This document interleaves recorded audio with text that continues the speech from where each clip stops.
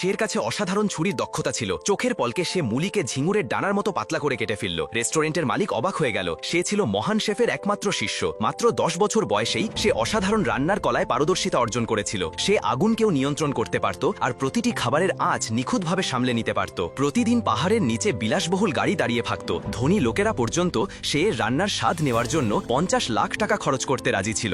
একদিন গুরু যখন শের তৈরি খাবার খেলেন তখন বুঝলেন শের দক্ষতা তাকে ছাড়িয়ে গেছে। গুরু শেকে বললেন সে যেন কিং অফ কুকস প্রতিযোগিতায় অংশ নেয়। ছোট্ট শ যাত্রা শুরু করল, কিন্তু প্রতিযোগিতায় নামার আগে শের শর্ত ছিল যে তাকে কোনো রেস্টুরেন্টের প্রধান শেফ হতে হবে। তাই শ এক রেস্টুরেন্টে চাকরির জন্য গেল, কিন্তু মহিলা মালিক তাকে দেখে সঙ্গে সঙ্গে ফিরিয়ে দিলেন। শ হার মানল না। সে মহিলা মালিককে তার ছুরির কৌশল দেখালো। মুহূর্তের মধ্যেই শ মুলিকে ঝিঙুরের ডানার মতো পাতলা করে কাটল। মহিলা মালিক হতবাক হয়ে গেলেন। ঠিক তখনই প্রতিদ্বন্দ্বী রেস্টুরেন্টের লোকজন হাজির হলো। তারা মহিলা মালিককে সতর্ক করল যে কালকের কিং অফ কুকস প্রতিযোগিতা থেকে সরে দাঁড়াতে হবে, কারণ এই এলাকায় একটাই রেস্টুরেন্ট চালানোর অনুমতি দেওয়া হবে আর সেটা হবে আগামীকালের বিজয়ীর। তারা তাদের সিগনেচার ডিশ পরিবেশন করল। তার গন্ধে চারপাশ ভরে গেল। তারা ব্যঙ্গ করে বলল যে এই রেস্টুরেন্টের শেফ তো এখনো ভালোভাবে রান্না নিয়ন্ত্রণই করতে পারে না। মালিক উনি অপমানিত হলেন, কিন্তু তখনই সামনে এগিয়ে এলো এবং বলল সে এই ডিশকে বাঁচাতে পারবে। সবাই হাসল, কারণ তাদের বিশ্বাস হচ্ছিল না যে এই রেস্টুরেন্ট এখন 10 বছরের এক শিশুর ওপর নির্ভর করছে।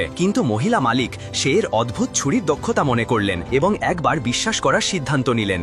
পাশের রাখা মদের বোতল তুলে নিল। হালকা দোলায় সোনালী অগ্নি ড্রাগন বাতাসে ভেসে উঠল। উচ্চ তাপে মদ তৎক্ষণাৎ বাষ্পে রূপ নিল এবং খাবারের সুগন্ধ ভেতরে আটকে গেল। সবাই অবাক হয়ে গেল, কারণ তারা বুঝতে পারল এ সেই অদ্ভুত শিল্পকলা যা শুধু মহান শেফের কাছেই ছিল। টিকটকে 3000 লাইক সঙ্গে 10,000 ভিউ, মাত্র 90 টাকা। কিনতে হলে এই নম্বরে হোয়াটসঅ্যাপে SMS করুন।